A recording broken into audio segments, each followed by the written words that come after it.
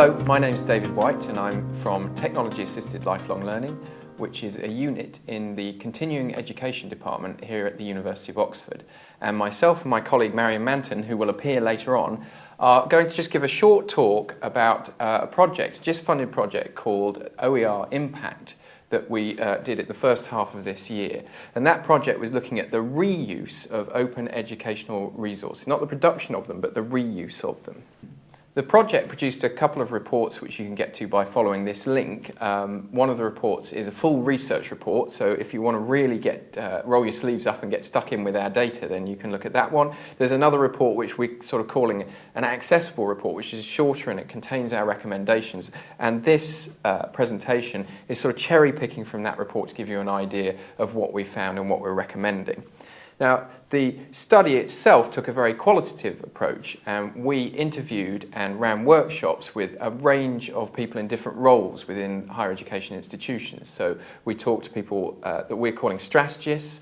Their responsibility was to embed and develop technology-enhanced learning strategies within their institutions. We also spoke to tutors, so these are tutors who are directly teaching on programs of study or on courses. They're in front of students face-to-face. And we also spoke to the students themselves. And the reports and this presentation are drawn from the data we found from those interviews and those workshops. Okay, so the first thing to say, just to give you a little bit of background, is that open educational resources are just a massive swathe of types of things, if you like, and they come in all different sizes. So, for example, at one end of the spectrum there might be a full module that would be in something like the Open University's OpenLearn platform, all the way through to perhaps a single image that somebody would pick up from maybe a service like Flickr and place into a lecture or into a PowerPoint. So it's a vast area in that sense. Open educational resources, a strict definition of them, tends to include the idea of an open license being attached to them, like Creative Commons, for example, and that allows people to legally take resources, duplicate them, put them in their own spaces online, potentially edit or repurpose them. And for some of the people that we spoke to, this was very important. They tended to be the people who were reusing in a visible way in the name of the institution. So it was something that had the institution's reputation attached to it. So an example of that would be somebody who was perhaps producing an online module that they were going to use with students or that they were going to re-release out onto the web. And they'd construct that by reusing smaller pieces of OER and constructing them into a larger structure. And that's where the licensing became very important because it was attached to institutional reputation.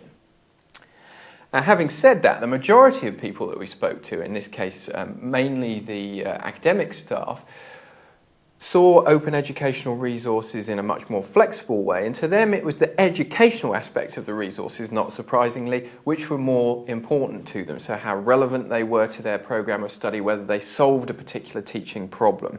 They weren't necessarily considering licensing. They were very respectful of the idea of citing where the resource came from, but they weren't necessarily looking at it in a strict legal sense. So that led us to produce this iceberg metaphor, in which the tip of the iceberg is where that kind of visible reuse is taking place, and Creative Commons or open licenses of those form become very important.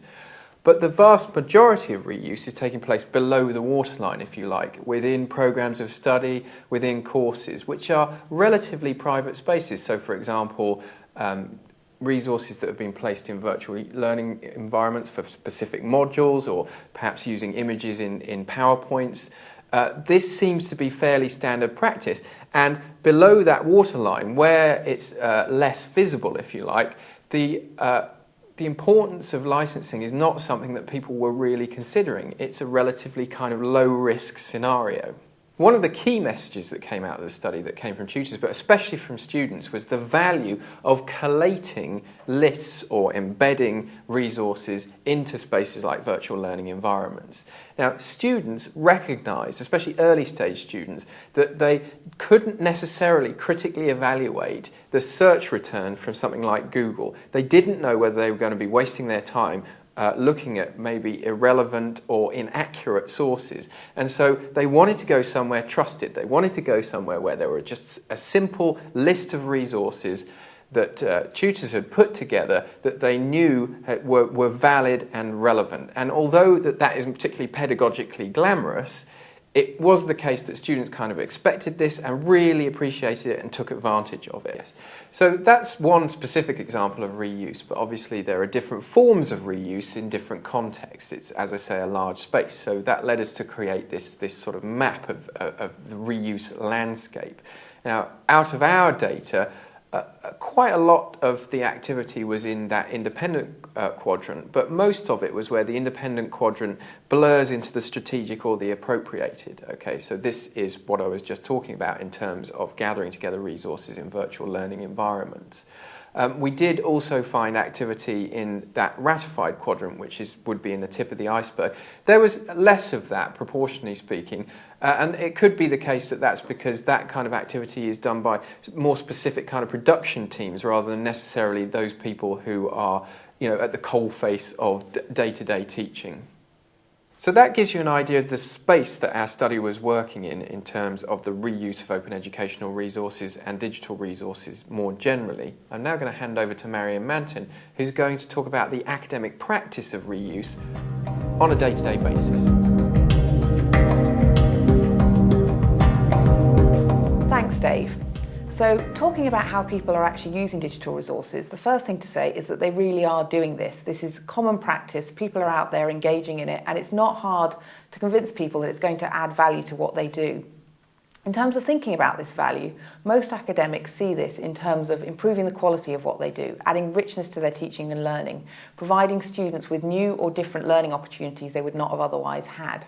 What they don't see it as is a way to save time. And I think they're probably right in this, in that it does take time to find good online resources. In the longer term, there probably will be time savings as you can reuse a digital resource every time you run a course. But in the short term, that isn't how they're thinking about the benefits that it offers them. Given that using digital resources is fairly standard practice, there are still some barriers to the uptake of digital resources and OER. And the main one really is how you discover things. This does vary across disciplines, but it's still, as I alluded to earlier, it can be quite hard to find good teaching and learning resources online. What has changed is that moving on from a few years ago where people were very sceptical about what might be out there for them in terms of their teaching and learning on the web, people do tend to believe that there are resources out there, but they can't necessarily find them.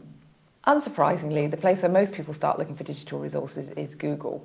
But sometimes this can throw up far too many results, and there are definitely certain disciplines where being able to go to repositories, trusted sites, .edu, .ac.uk, NGOs, big institutions like the BBC, where you can assume that there's some sort of quality control over the material, becomes really important.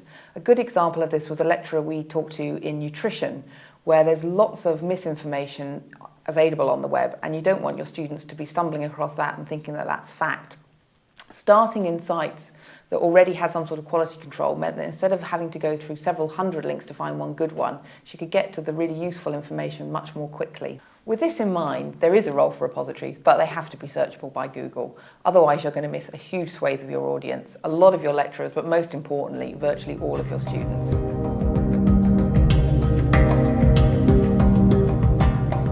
About how lecturers take the resources that they find and use it in their teaching and learning, it's really not that different from how they've used the resources they've supported their teaching and learning with in the past. Like journals, like textbooks, like lectures, sometimes it's part of the core teaching, sometimes it's something that you direct students to research a topic, sometimes it's part of supplementary materials. All these kind of practices were found in our research, and none of them were massively dominant over any other. There were a couple of interesting themes, though, that it's worth pointing out. In terms of sheer volume of reuse, a lot of what we found was reuse of small things. People taking that little nugget that they can use in a lecture, for a PowerPoint, whether it's a diagram, whether it's a particular piece of multimedia that illustrates a key point. Those were the kinds of things where people went looking for a resource because they had a particular problem in mind. They found it, they took it, they used it. That's a very common form of reuse. Connected to this was reuse of things in media that people were not able to produce themselves. I need a diagram to illustrate this point. I want a video to show this concept. I want a piece of multimedia that will make this difficult to understand concept much clearer. But I don't have the skills to make that. That's when people go to the web to find stuff. And that's something that the sorts of media that are available on the web has really transformed people's approach to. I can give my students something I could never give them in the past because there are these great free resources out there that I can give them access to. As well as more concrete reuse, a lot of reuse happens on the more conceptual plane. This is people looking at other people's work and using it as a source of ideas for inspiration or for benchmarking. Looking at how someone's taught a particular activity and saying, right, I'm going to teach it in a similar way to address, because I have a similar problem. Or perhaps going to OER produced by very prominent universities who are teaching a very similar course to you and having a look at what they're doing, benchmarking your practice against what they're doing and using that to inform how you can make your own course better. Obviously, neither of these forms of use leave much of a track, but I think they have a lot of significance in terms of where people are getting value from OER. I'm now going to hand over to Dave White, who's going to discuss some of the recommendations that came out of the study. Thank you, Marion. The first recommendation that is useful to go through is harking back to something that we said towards the start of the presentation, this idea of collating digital resources, usually in a virtual learning environment, and the value of that. Okay, so if you like, this is a kind of digital reading list, which also includes media such as potentially as video, multimedia, podcasts as well. And although this is not pedagogically very radical, we know that students find it very, very useful. So the next recommendation is an emerging area that's being driven by open educational resources and digital resources more generally. And it's to do with these resources that you could say were beyond text, so the videos, the podcasts, etc. Now we know that students find these very useful in their learning, but they're less certain, they're actually quite nervous about whether they can incorporate them or how they can incorporate them into assessed work. They don't know about the legitimacy of that, they're worried about potential plagiarism, and they don't necessarily know the formal processes of citing sort of non-text-based resources. And I think that this is something that they could be advised on in terms of digital or learning literacies, if you like, and be given advice on where the boundaries are in terms of what you can cite, what might be better not to cite, and how to perhaps blend these different resources together in assessed work. So the final recommendation I want to go through in this presentation is to do with the way that the reuse of OER and digital resources might be rolled out or embedded within your institution. And I think it's fair to say that this area should be treated as a subset of existing strategies that are tackling enhancing teaching and learning using technology or digital and learning literacy, so those kind of areas. And so OER and digital resources reuse doesn't have to be treated separately, but can be kind of blended into existing strategies. I think it's also important to say that the most successful forms of reuse and where you really start to see the benefit is when you start to move towards open forms of practice. So whether that's open perhaps within a course team, so team teaching, or whether that's open practice in terms of being more visible with your practice out on the web. So for example, a good example of that would be perhaps if you are collating together digital resources, those collations themselves would also be out on the web for people across the sector to use. And I think that's where we'll really start seeing the benefits in terms of reuse. So that's it from myself and Marion. If you want to know more about what we found in terms of reuse, then follow the link and that will take you to our 2 key reports. There's a research report which you can find out the details of our data, and there's a shorter, more accessible report which we've used for the basis of this presentation.